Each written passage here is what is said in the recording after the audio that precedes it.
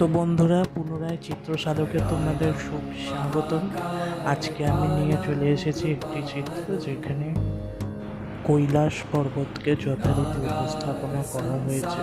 তোমরা জানিও কেমন লাগলো চিত্রটি করতে আমি Camel artist water colour brush ব্যবহার করেছি।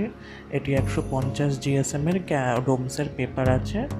দেখো, কৈলাস পর্বত হচ্ছে একটি অত্যন্ত উন্নত ধর্মীয় স্থান, যেখানে একাধারে জৈন থেকে শৈব থেকে শুরু করে হিন্দু ধর্ম, জৈন ধর্ম, বৌদ্ধ ধর্ম সকলের সংমিশ্রণ ঘটে একটি তীর্থক্ষেত্র সৃষ্টি হয়েছে। এটি শুধু পর্বত নয়, এটি একটি অত্যন্ত ধর্মীয় স্থান এবং মানুষের বিশ্বাসের পুঞ্জীভূত ক্ষেত্র।